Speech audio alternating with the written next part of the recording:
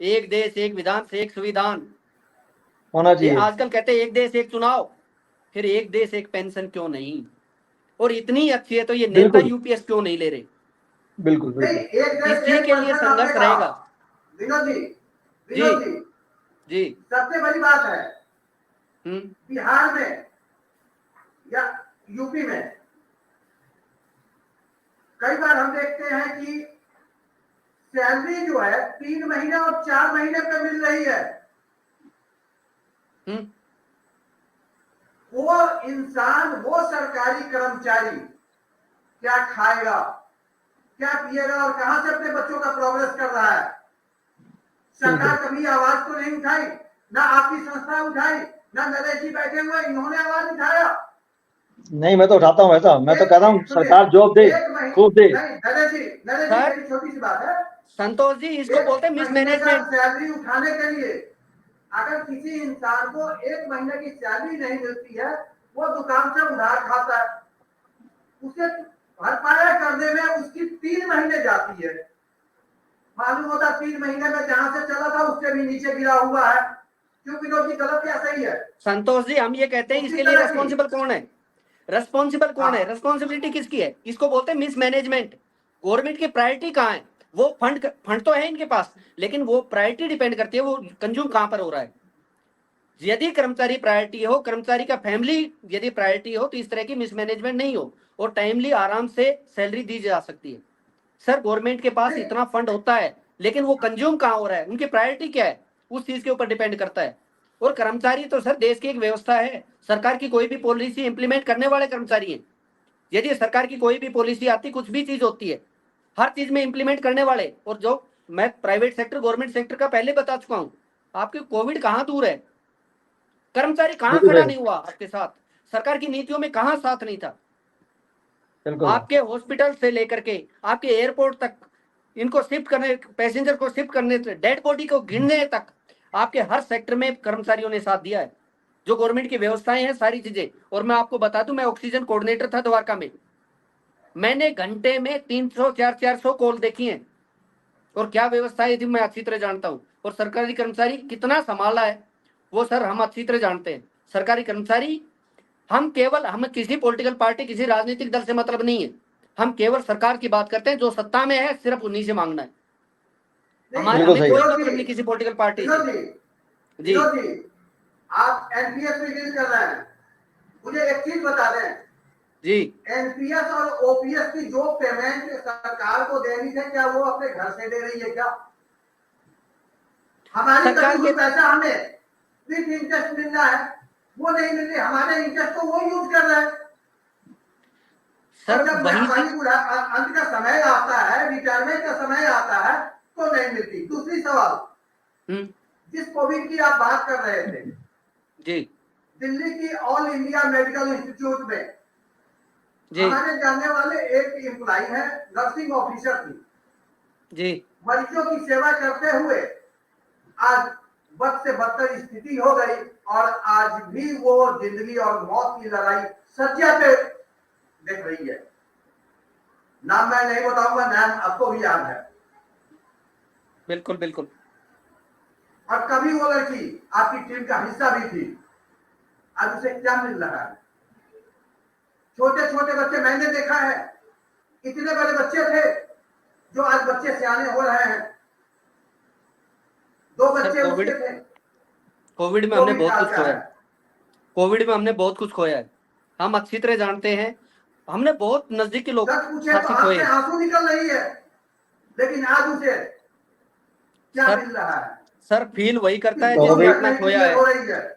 Sir feel Covid वही में करता है मैंने जिसने अपना खोया है। परिवार याद उसी, कोविड वो परिवार कोविड ही में तो याद मैंने करता है।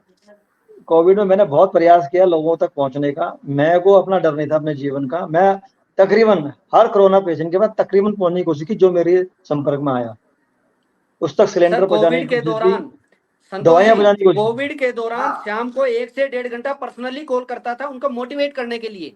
बिल्कुल उस समय बिल्कुल उनको मोटिवेशन की ज्यादा जरूरत थी। यदि हॉस्पिटल्स में व्यवस्थाएं नहीं थी, यदि वो घर पर है और उसका मोटिवेशन हाई है, उसका मोरल हाई है, तो वो कहीं ना कहीं सर्वाइव कर पाए। व्यवस्थाएं बिल्कुल बहुत बिल्कुल। सरमराई हुई थी, इसमें कहने में कोई डाउट नहीं है। नहीं, सामाजिक आज समाज सेवाओं ने भी नरेश जी, काफी मदद करी इस समय, क्या बहुत लोगों ने सरकार मदद करी। सरकार नरेश जी, क्या सरकार की ये रिस्पॉन्सिबिलिटी नहीं है कि अगर वो बेड पे पड़ी है, सज्जा में है और सेंसलेस है, सबसे बड़ी चीज बता दूं, वो लड़की सेंसलेस है, विनोद जी जाकर देखे हुए हैं, बिल्कुल क्या उसकी मैंने आधी देखो लड़की को रखने मैंने नहीं आपको चाहिए? सर मैंने आपको क्या बताया था, हम अंग्रेजों के जमाने के बनाए गए कानून पे आज भी चल रहे हैं, उनकी बनाई गई पेंशन पॉलिसी को, ओपीएस को आज भी अप्लाई कर रखा है हमने। यानी कहने का मतलब हम अपनी सोच पे कभी चल ही नहीं सकते। अंग्रेजों ने किस समय 1981 में सोचा था भाई साहब, 1981, और उसको 1923 में सर सबके लिए अप्लाई कर दिया था। नरेश जी, दूसरी बात एक चीज यानी और भी है सर। वो भी अपने मतलब सर हम अंग्रेज गुलामों की भी सोचते थे, वो भी गुलामों सर को एक चीज सोचते है थे। सर, यहाँ तो ओल्ड एज सिक्योरिटी की वो बात करते थे, लेकिन वर्तमान सरकार को हाँ वो चीज याद नहीं आ रही है। ओल्ड एज बिल्कुल करते सिक्योरिटी की थे, बात करते थे, पेंशन है क्या? बिल्कुल सर ओल्ड यही एज है सिक्योरिटी है, सर्वाइव करने का रास्ता है। भाई। अंग्रेजों के सामने जो भी नौकरी करते हैं आज तक, अगर जिंदा है तो आज भी उनके पास पैसे बहुत होंगे, यानी मजबूत थे वो लोग, आज भी मजबूत थे वो लोग। तो मैं ये कहना चाह रहा हूँ, हम जब जब तक इस कानूनों को हम चेंज नहीं करेंगे अंग्रेजों के बनाए गए, और अपना एक बढ़िया कानून नहीं लाएंगे। बढ़िया कानून कब लाओगे? जब आप पहले खुद की पेंशन खत्म करो ना। सबसे पहले नेताओं की पेंशन का अर्थ क्या है, मुझे तो आज तक समझ नहीं आया। आप नेता बनते ही भ्रष्टाचार करते हो, तमाम पॉलिसियों में आप हेरा फेरी करते हो, पैसों की सेटिंग आप करते हो, उसके बाद सर उतने पैसे खाने के बाद भी आपको सैलरी भी चाहिए, आपको पेंशन भी चाहिए, आपको गाड़ी भी चाहिए, आपको सिक्योरिटी भी चाहिए। अरे भैया सारा तुम ही खा जाओगे तो देशवासियों को लेके आओगा? आप कम से कम सिक्योरिटी कम कर दो अपनी। जहाँ 10 सर सिक्योरिटी है वहां 2 सिक्योरिटी ले लो। एटलीस्ट जो 8 सिक्योरिटी के पैसे वो आम देशवासियों को पेंशन में वापस चले जाएंगे। सर ये जो वीआईपी कल्चर नेताओं की खत्म होना सिक्योरिटी बहुत के जरूरी पैसे है है। ना, इसी से वापस हो जाएगा, इसी से पैसे वापस हो बचाने के जाएगा। लिए वीआईपी कल्चर खत्म होना बहुत जरूरी है। बिल्कुल होना नहीं और चाहिए। जब तक ये मोदी जी ने कहा था, सर योगी जी ने कहा था, कहाँ है वो वीआईपी कल्चर खत्म हुआ? खाली बत्ती हटाने से वीआईपी कल्चर नहीं होता कि अब बत्ती हटा दी, लाल बत्ती हटा दिया आपने। संतोष जी, लाल बत्ती के वो अलावा भी जो पीछे गाड़ी वो ले जाता है इलेक्टेड बेटा, है, वो हम भी एक सिलेक्टेड एमपी के हैं। पीछे, एक एमपी के पीछे 20 गाड़ी 30 गाड़ी चल रहा है, क्या मतलब? क्या दिखाना संतोष चाह जी रहे हो यदि आप? राजा तो हुई, जब आप मेंबर ऑफ पार्लियामेंट हो, आप मुख्यमंत्री हो, पीएम हो, तो आप तो राजा हो ही। आपको दिखाने की क्या जरूरत है? आप ऐसे मार्ग से अपने लिए बनाओ भी जहां पे कोई देखे ही ना आपको। एक गाड़ी से चलो ना। प्रगति मैदान के अंदर नीचे अंडरपास बनाया था, मोदी जी की मूवमेंट होती है वहां से, ऐसा बना दो। मुख्यमंत्री के लिए भी ऐसे ही अंडरपास बना दो। ये वीआईपी कल्चर खत्म होना चाहिए। एक दो गाड़ी ज्यादा होना ही चाहिए किसी के पास भी। जो ये खर्चे हैं पेट्रोल के, लोगों के, उतने लोग साथ चल रहे हैं, वो फ्री में तो नहीं आ रहे। मैं नहीं मानता कि 40 गाड़ी चल रही है तो 40 गाड़ी का स्वार्थ नहीं होगा, बिन स्वार्थ के वो चल रहे होंगे। सारे कहीं ना कहीं उनके फायदा ले रहे होंगे, सर मुख्यमंत्री उससे से, प्रधानमंत्री उस से। तो उनपे सर नौकरी कितना सैलरी जारी होगी उनकी, उस सर पैसे कितना को मैन ऑफिस में पावर लाया की, जाए। कितना फ्यूल का, कितना टाइम का, कितनी एनर्जी का, बिल्कुल कितना मिसयूज है उसमें, बहुत मिसयूज है। कितना मोटा पैसा ये खर्चा है। भाई साहब, ये अमेरिका के जो डोनाल्ड ट्रंप वगैरह, ये जो पैसे वाले हैं बड़े बड़े, ये मेट्रो में जाते हैं, जब हट जाते हैं अपने उससे, अमावा जी मेट्रो में टहल रहे होते हैं, आम आदमी का चल रहे होते हैं टिकट लेके। आप सोचो, आप अमेरिका का भी देख लो, एग्जाम्पल अमेरिका का ही ले लो। वहां का जो अपना प्रधानमंत्री या राष्ट्रपति जो भी होता है वहां का, वो साधारण लोगों का चल रहा होता है। आप ऐसा संयम क्यों नहीं बना? क्योंकि आप भ्रष्टाचार में भरे पड़े हो। आपको सिक्योरिटी चाहिए ही चाहिए, आपको नहीं तो कोई और मार देगा। आपने भ्रष्टाचार इतना कर रखा है, जिसका नुकसान होगा वही मार देगा आपको। तो इस भ्रष्टाचार की वजह से आप भी अपने सिक्योरिटी में चलते हो। आप सिक्योर खुद नहीं महसूस कर सकते। आप सिक्योर जब महसूस करोगे, आप आम जनमानस की पीड़ा पे काम करना शुरू कर दोगे। आप कोई पैसा नहीं लोगे किसी से, ना आप सैलरी लो। समाज सेवा के नाम पे सैलरी बनती ही नहीं है। मैं तो कह रहा हूँ जो भी नेता बनता है उसे सैलरी नहीं लेनी चाहिए, 1 रुपए सैलरी होनी चाहिए। बाकी जो उसे खर्चे हैं, चाय पानी, वो अगर मेहमानदारी करता है या कहीं जाता है आने जाने, चाहे वो जहाज से जाए, वो सब सरकार को करना चाहिए, वो दायित्व सरकार का है। पर जहां तक उसका पैसा देना, वो बिल्कुल दायित्व नहीं, क्योंकि सरकार को उसे खाना देना चाहिए, उसके परिवार को पढ़ाई लिखाई, बच्चों की पढ़ाई लिखाई के पैसे देने चाहिए। कहने का मतलब उसका, जब सरकार सारा काम खुद ही कर रही है, जो आज भी कर रही है, यानी आप सैलरी लेके भी उनको सब कुछ कर रहे होते फ्री में, तो इससे बढ़िया तो सर सैलरी मत दो, उन्हें सुविधाएं सरकार दो। को प्राइवेट स्कूल, प्राइवेट हॉस्पिटल्स की जरूरत क्या है? सबको टेक ओवर नहीं करके है, एक व्यवस्था क्यों नहीं बनाई? बिल्कुल नहीं होनी। मैं कह रहा हूँ एक्चुअली ये सारा सिस्टम ही तो है जिसकी वजह से आज सिक्योरिटी लेके बैठे हुए हैं, एक दूसरे को मारने में तुले हुए हैं। कौन मारता है नेताओं को? नेता ही मारता है। एक नेता ही नेता को मारता है, एक गुंडा ही गुंडे को मारता है। एक शरीफ आदमी जो जीवन जी रहा है, जिससे दुनिया से कोई लेना नहीं, उसे कोई नहीं मारता। आप आवाज उठाओगे आपको मार दिया जाएगा। सच्चाई यही है। नेता आवाज उठाता है अपने लिए, निस्वार्थ भाव से नहीं उठाता। जो नेता निस्वार्थ भाव से आवाज उठाएगा कभी उस पर अटैक नहीं होगा। निस्वार्थ भाव वाले नेता चाहिए देश में, निस्वार्थ भाव चाहिए। निस्वार्थ भाव आएगा कहां से? जब तक ये सैलरी पेंशन इनकी कहानियां रहेंगी, ये निस्वार्थ भाव आएगा नहीं। और नेता बनना है तो सैलरी पेंशन का अर्थ ही नहीं बनता। नेता मतलब समाज सेवा, सेवा। जहां सेवा भाव लग गया वहां तो पेंशन का मतलब किस बात का भाई? कौन सी सैलरी? सेवा के लिए आया, हमने बोला आने के लिए, मत आ। वहां तुम्हारी एजुकेशन बनने के आती है, तुम ग्रेजुएट हो, एमबी हो, इंजीनियर हो, या पढ़ के आओ, डिग्री लेके आओ, तब बताते हैं आपको। आओ एक डिग्री इंजीनियरिंग करके फिर आ जाओ नेतागिरी में, एक्सेप्टेबल है। हाँ भाई वाकई में इसने देश के लिए ये एजुकेशन दी है। अग्निवीर में घुसो पहले आप, अग्निवीर से बाहर आओ, फिर आओ नेतागिरी में। दिखाता हूँ कौन नेता आता है इसके बाद। कोई नेता नहीं आगे आएगा। हाँ परिवार वाला बात वाले जरूर आएंगे जो कहते हैं परिवार मोदी जी। खाली कांग्रेस के अंदर परिवारवाद देखा जाता है, वही गलत है। सारे नेताओं का परिवारवाद चल रहा है। परिवारवाद का मतलब ये नहीं होता कि मुख्यमंत्री प्रधानमंत्री एक ही परिवार से बन रहा है। परिवार का मतलब एक मंत्री के बेटे का बेटा भी मंत्री बनता है, वो परिवारवाद में आता है। हमारे देश की दिक्कत ये है कि भ्रमित किया जाता है लोगों को। भाई क्यों एक नेता का बेटा नेता बने? पढ़ाई लिखाई कर रहा है तो एमबीए बाहर से कर रहा है, तो जाके कुछ अच्छा काम कर देश के लिए, कुछ अच्छा बिजनेस खोल ले। पैसों की कमी नेताओं के पास होना है? बिजनेस खोलो, लोगों को जॉब दो। क्या जरूरत है नेता बनने की? फादर तो नेता है तुम्हारे। एक परिवार से एक नेता सफिशिएंट है, उसके बाद कोई नेता ही ना बने उस परिवार से। देखो देश सुधार आ जाएगा। और वो नेता आम पब्लिक के बीच में चले, पब्लिक से ना घबराए, मेट्रो में जाए, बसों में जाए। जैसे ग्रेटर नोएडा वेस्ट में आज मेट्रो नहीं है, ग्रेटर नोएडा वेस्ट पब्लिक सुविधाएं नहीं है। अगर नेता यहाँ आ गया होता और चल रहा होता पब्लिक के बीच में, समझ आता उसे दिक्कत यहाँ की क्या है। परेशान है लोग। कभी कहते हैं दुख क्षेत्र है, मकान तोड़ दो। अबे भैया जब बनाए गए थे मकान, क्यों बनाए गए थे? वो कहाँ थे आप लोग? कहाँ था वो नेता? वोट तो उसने लिए, वोटर आईडी कार्ड तो उसने बनाया। वो वोट क्यों लिया उसने जब वो डूब क्षेत्र था मकान तोड़ने? तुम्हें कहने का मतलब अन्याय सिर्फ मिडिल क्लास और आम व्यक्तियों के पास होगा, जो थोड़ा बहुत धन सृजित करके अपना कुछ कर लेता है। ये बहुत खतरनाक है देश के लिए। यही समय है अभी भी जागने का। नहीं तो बांग्लादेश तुम्हारे सामने एग्जाम्पल है। अब उसको चाहे धर्म से जोड़ लो, चाहे आप जो मर्जी बोलो, सच्चाई ये है वहां भी यही हुआ। आज वहां पतन की तरफ चले गया। पाकिस्तान तुम्हारे सामने है, ठीक है। तो ये पतन होता क्यों है? श्रीलंका का अभी हाल ही में आप लोग रिजल्ट आया था। अब इससे नहीं समझ लेंगे तो कहां समझेंगे? तो हमारे पड़ोसी हैं, इनसे समझ लो, इनसे सीख लो। इसको हिंदू मुस्लिम धर्मों पर मत ले जाओ, इससे ले जाओ कि ये भ्रष्टाचार जब अति हो जाता है, लोग जब अति कर देते हैं, तब जनमानस, जो आम जनमानस है, हमारा यंग जवान, मोदी जी कहते हैं हमारे सारे बच्चे यंग हैं। अरे भाई अब यंग बच्चों को जॉब नहीं होगा, काम काज नहीं होगा, तो वो क्या करेगा? लठ पकड़ के सड़क में ही तो आएगा। लड़ लो उनसे, अपने सिपाहियों से गोली मरवाओ उनके ऊपर। कोशिश कीजिए यंग जवानों के लिए एसएमई फैक्ट्रीज, इंडस्ट्रीज लगवाएं। अगर इनको रिबेट दे रहे हो कॉर्पोरेट को, बोलो कॉर्पोरेट को भी इंडस्ट्री लगाने के लिए, फोर्सली बोलो। आपको लगानी ही होगी इंडिया में इंडस्ट्री। अच्छे अच्छे लोग यहाँ से निकल रहे हैं, बच्चे जो अच्छा इंजीनियर बन रहा है वो वहां पे बाहर जा रहा है। क्यों जा रहा है? वो अपना यहाँ क्यों नहीं खोल पा रहा बिजनेस? क्योंकि इतने कंप्लायंस हैं। कभी जीएसटी में उलझा देते हैं उसे, कभी सर्विस टैक्स में। ये तुम तो उसे कुछ करने ही दोगे? वो बच्चे का भी पता, एबीसीडी पता नहीं है। आज वो चाह रहा है कोई बिजनेस करना कि 4 आदमी को वो भी नौकरी दे सके, वो सेटअप बनाने में उसको 6 महीने 1 साल लग जा रहा है। भाई जिस बच्चे को 6 महीने 1 साल लगेगा वो रुकेगा इंडिया में? वो बाहर भाग जाता है, कहता भैया कौन सा देश में आ गया। उन्हें ये नॉलेज ही नहीं होती कि इसमें इतनी दिक्कतें हैं। मैं तो लोगों से, बच्चों से मिलता हूँ, मैं बच्चा विश्वास करोगे, मैं इंजीनियरिंग कॉलेज के बच्चों से मिलता हूँ, वो यही बात शेयर करते हैं। इंडिया में जॉब नहीं है। इंडिया में अगर हम सेटअप चाहते हैं, स्टार्टअप चाहते हैं करना, तो इतने कंप्लायंस लगाए जाते हैं। बैंक अकाउंट खोलने में कंप्लायंस, अपना घर में जीएसटी में कंप्लायंस। जीएसटी अफसर इतना तंग कर देता है कि 3-3 महीने 4 महीने में जीएसटी सर्टिफिकेट मिल रहे होते हैं। भाई ऑनलाइन हो गया है, तुम्हें क्या जरूरत है मैनुअल काम करवाने की? ऑनलाइन बोलो यही अपलोड करने, अपलोड करता। अगर वो नहीं कर पा रहा, जीएसटी अफसर को मदद करनी चाहिए। भाई ये ले, मैं हमारे वहां पोर्टल में यहाँ आ जा, कागज लेके हम अपलोड कर देते हैं तेरे सामने, सिस्टम सुधर जाएगा।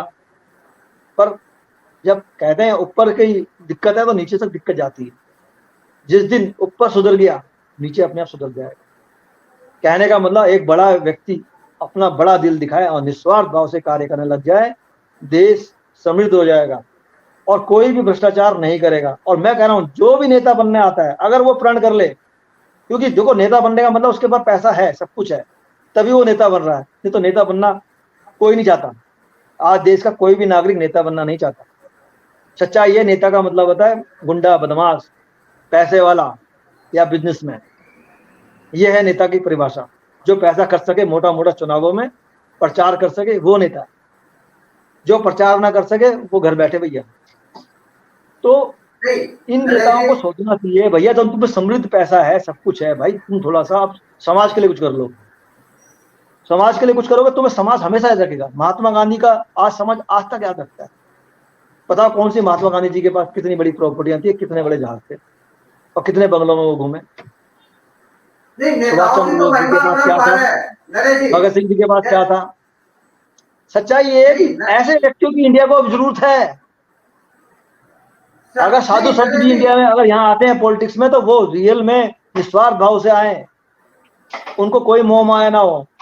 हाँ, पावर की ताकत जब नशा होता है इंसान को, पावर आने के बाद एक नशा मिलता है कि उसके बराबर कोई ताकतवर नहीं है, पर शेर का सवा शेर आता है। अगर मोदी जी आज पावर में हैं तो पिछले कांग्रेस के भ्रष्टाचारों की वजह से हैं। मोदी जी को ये समझना चाहिए। वो भ्रष्टाचार के नाम से ही आज पॉलिटिक्स में आया, भ्रष्टाचार मिटाने के नाम से ही बात करते हैं। योगी जी भी भ्रष्टाचार पे ही बात कर रहे हैं और कानून व्यवस्था पे बात कर रहे हैं। फिर उनके राज में ये दिक्कतें क्यों आ रही हैं, मैं दो राज्य की बात कर रहा हूँ, क्योंकि मैं भी यहीं बैठ के बात कर रहा हूँ। क्यों ये दिक्कतें आ रही हैं? क्योंकि वो सख्त हैं, पर जो उनके नीचे है लेयर है, वो लेयर काम ही नहीं कर रही। उस लेयर को हिलाने की आवश्यकता है। ऐसे नियम बनाए जाए, सस्पेंड का ऑप्शन खत्म हो जाए, इनको परमानेंट निकाल दिया जाए, सारे काम हो जाएंगे देश के अंदर। जिस दिन ये सस्पेंड वाला कॉन्सेप्ट खत्म हो जाए, अगर आप इतना बड़ा अपराध करते हैं जो कि समाज योग्य नहीं है, जैसे बैंक में अगर फ्रॉड कर दिया तो बैंक का एम्प्लॉय कहीं नौकरी नहीं लग सकता, उसके लिए ये कानून है। तो आईएएस अधिकारी, पुलिस प्रशासन के लिए ये कानून क्यों नहीं है? उन्हें हमेशा के लिए टर्मिनेट कर दिया जाए। ना तो वो किसी सामाजिक संस्था में जुड़ सकते हैं भविष्य में, ना किसी इंडस्ट्री में, ना वो डायरेक्टर बन सकते हैं। सारे राइट खत्म कर दिए जाए। यानी जिंदगी में वो बिजनेस नहीं कर पाएगा, जिंदगी में किसी समाज सेवी संस्था से नहीं जुड़ पाएगा, यानी कोई पद नहीं ले पाएगा। देखो, देश ना सुधर जाए, जो मर्जी कह देना। ये मैं आज वर्ड बोल रहा हूँ, ये मैं रिकॉर्ड भी हो रहे हैं आपके। देश जब बदलेगा जब ऐसे लोग आएंगे, निस्वार्थ भाव, ना वो बिजनेस करे, ना वो कोई नौकरी करे, ना किसी का फेवर करे, ना वो हिंदू मुस्लिम करे। देश जब आगे बढ़ेगा, देश इससे ऐसे नहीं बढ़ेगा। आप दूसरे को जब उंगली उठाओ, चार उंगली हमारी तरफ घूम रही होती हैं, उन चार उंगलियों को देखना चाहिए मुझे। मैं उंगली आपको कर रहा हूँ तो चार मेरी तरफ घूम रही हैं, तो इन चार उंगलियों के बारे में सोचना चाहिए, चार आपकी तरफ है। कोशिश कीजिए देश को अच्छा करने के लिए। अच्छा है ताकि भविष्य में लोगों का भ्रष्टाचार ना हो, इससे मुक्ति मिले। जब भ्रष्टाचार से मुक्ति मिलेगी, वो पे सबको मिल जाएगा। जो ऐसा कह रहे हैं वहां पे मैं सही हूँ। जब भ्रष्टाचार नहीं होगा, गवर्नमेंट के पास सफिशिएंट फंड होगा। सारी गवर्नमेंट की जमीनें भ्रष्टाचार के में डूब चुकी हैं। सरकार को क्या मिला? सरकार को ना तो कुछ मिला। अब यहाँ के देखो, यहाँ रजिस्ट्री नहीं हो रही है, सरकार को तो फंड मिलेगा, करोड़ों खरबों रुपए सरकार को मिलेंगे। यहाँ ग्रेटर नोएडा वेस्ट की बात कर रहा हूँ, अगर यहाँ पे रजिस्ट्रियां हो जाएंगी, लाखों रजिस्ट्रियां पेंडिंग है, जोड़ लो, मल्टीप्लाई कर लो, 2 लाख 3 लाख से कम किसी का रजिस्ट्री कॉस्ट नहीं है। किसका नुकसान हो रहा है? सरकार का। क्यों हो रहा है? इन्हीं अधिकारियों ने काम नहीं किया जो उनको दिया गया था, जब दायित्व दिया गया था। जैसे बैंक की ईएमआई ने हमारे से ईएमआई ली, ऐसे सरकारी अधिकारियों को बिल्डर के वहां जाके इंस्पेक्शन करके पैसे लेने थे, नहीं तो काम उसी टाइम रुकवा देना था। आज ये दिक्कतें नहीं आती। सच्चाई ये है, लोगों को समझ ही नहीं आ रहा, वो गलत ट्रैक में जा रहे हैं। बिल्डर को बोल रहे हैं, बिल्डर कुछ नहीं है। मैं कह रहा हूँ बिल्डर का कोई दोष ही नहीं है, सारा दोष अधिकारियों का है। उन्होंने अगर नियम पे काम किया होता तो आज हमारे यहाँ त्राईमान नहीं होता। बॉम्बे में ये काम क्यों नहीं होता? बॉम्बे का भी तो यही सिस्टम है, यही लो है। अपार्टमेंट एक्ट 2010 बॉम्बे में भी लागू है, यूपी में भी लागू है। यूपी में त्राईमान क्यों हुआ? क्योंकि अधिकारी एसी के कमरे से बाहर ही नहीं निकले। वो कहते हैं जी हम पे स्टाफ नहीं है, हम पे स्टाफ नहीं है। अरे भैया, नहीं है स्टाफ तो सरकार से बोलो ना, हमसे बोल के क्या मिलेगा? हम कागज लगा रहे हैं। तो अपार्टमेंट पर भी हम बात करेंगे, अपार्टमेंट पर भी हम बात करेंगे, लेकिन सरकारी कर्मचारी की गलती क्या है कि ओपीएस बिल्कुल नहीं है, को हटा करके और बिल्कुल नहीं है। यूपीएस दे दिया जाता है। ये दलित पर भी हम कहेंगे इसको, विनोद जी। सच ये है, मैं कह रहा हूँ सच ये है, अगर सरकार यूपीएस की जगह ओपीएस लाती तो अच्छा होता। नरेश जी, मैं 2 मिनट बात कर लूं। चाहे सरकार यूपीएस ले आए या कौन सी और पीएस ले आए, हमारी लड़ाई, हमारे जो मंजिल है वो ओपीएस है। हमारा नहीं, फंड आपकी हमें लड़ाई चाहिए है, और वो हम आपकी रहेगी। लड़ाई की बात नहीं कर रहे, वो लड़े, जी लेकिन जी, सरकारी कर्मचारी की गलती मुझे बता दे क्या है?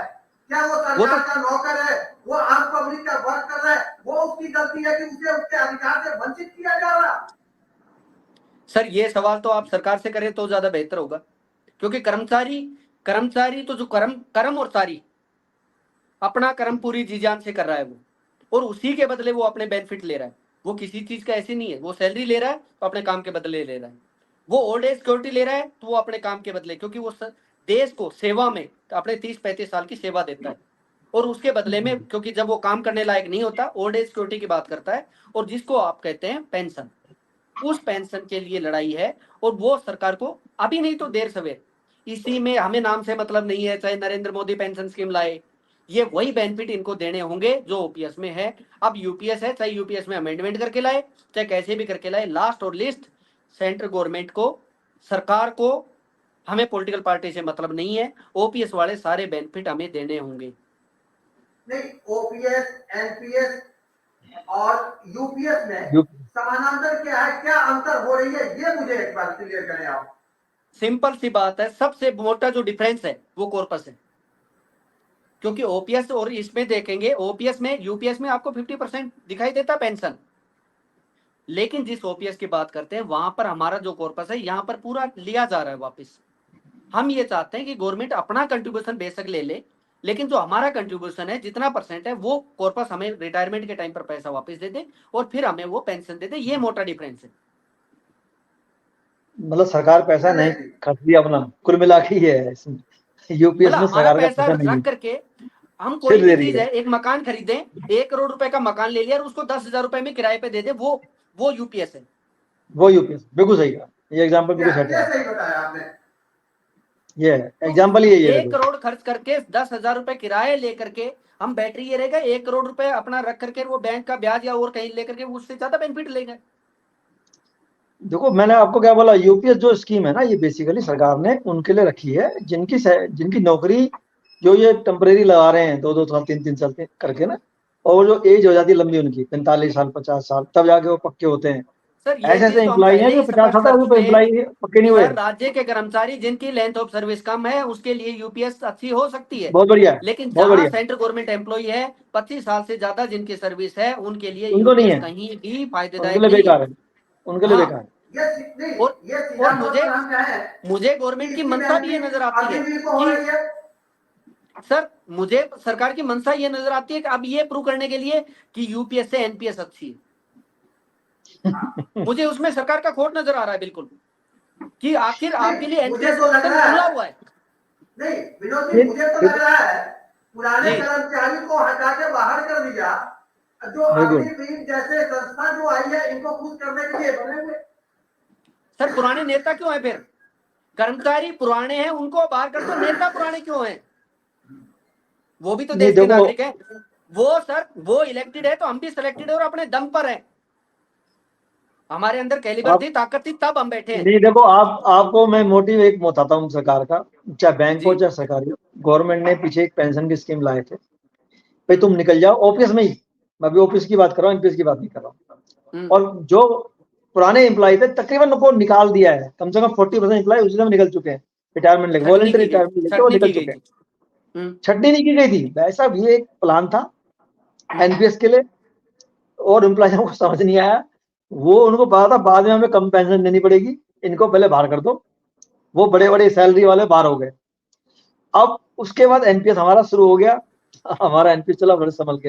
अब एनपीएस शुरू हो गया ओपीएस का, क्योंकि जो पुराने बचे हुए थे 30% वो चिल्ला रहे हैं, भाई 70% तो है ही नहीं, अब 30% ही तो रह गए वो।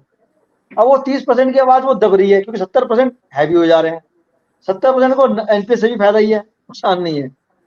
अब ये जो यूपीएस है, ये फायदा करेगा 10 साल 15 साल वाले जॉब वालों, इनके लिए बेनिफिट है। जो ये टेम्परेरी लगते हैं 2-2 साल 3-3 साल वाला, इनके लिए यूपीएस वो है, अमरवेल है समझ लो, उनके लिए अमृत हो गया, यानी उनके लिए ओपीएस आ गया। सर कुल मिला के बेनिफिट उनको है। यूपीएस से हमें सरकार की भविष्य की मंशा साफ नजर आ रही है। सैलरी नहीं देनी, नौकरी नहीं देनी चाहिए आपको, बस टेम्परेरी जॉब रखना है। वही चीज वही है यूपीएस। आप देखो बात समझो, पेंशन के लिए यूपीएस नहीं है, ये बेसिकली जो 2-2 साल 3 साल का टेम्परेरी जॉब रखा जा रहा है, आप सुनने में आ रहा था पुलिस में भी ऐसे होगा, ये उनकी व्यवस्था है ताकि वो आराम से आ जाए सरकार के अंदर, क्योंकि उन्हें पेंशन मिल जाएगी। अब ये लालच है कि यूपीएस मिलेगा तुम्हें, अगर 2 साल 3 साल जॉब भी आ जाएगी तो उस लालच के लिए वो ज्वाइन करेगा। अब वो 3 साल बाद फिर उसे 3 साल एक्सटेंड कर दिया जाएगा, फिर 3 साल ऐसे करते करते जब वो 40-45 साल का घबरा जवान से नीचे हो जाएगा उसकी जवानी, तब बोलेंगे भाई तू टायर हो गया, यानी तू निकल गया, अब तेरी जॉब खत्म। और वो बेचारे फिर सड़कों में धरना देते हैं, जो आज जो स्कूल के टीचर डंडे खा रहे हैं ना, वो यही लोग हैं, इनके लिए ये यूपीएस है, ताकि इनके डंडे से ये बच के अब इस पर ध्यान दें, यूपीएस मिलेगा जी तुम्हारे को। बस इस पे ये यूपीएस से भड़काया बताया जा रहा है कि तुम लोगों के लिए हम अच्छा काम कर रहे हैं, और सही में उनके लिए अच्छा काम।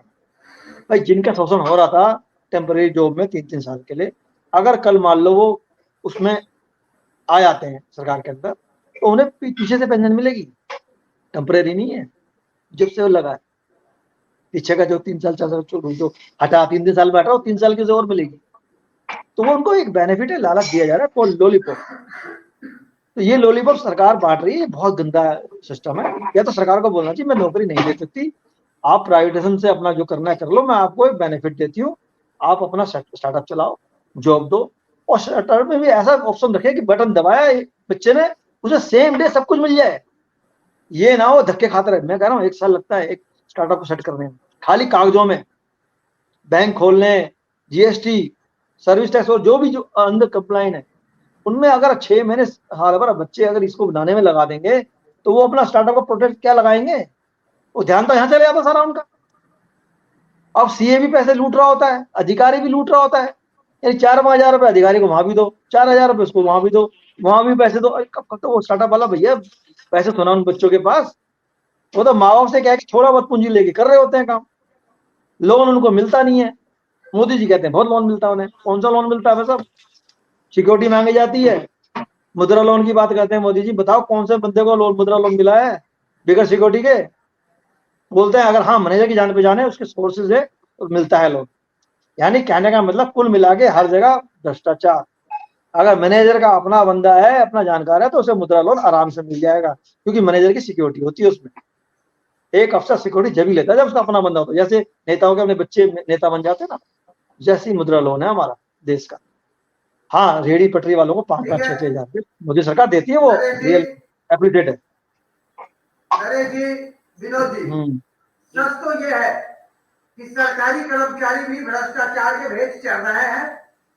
बिल्कुल कुछ मिलने नहीं जा रहा, अगर मिल रहा है तो एक लॉलीपॉप।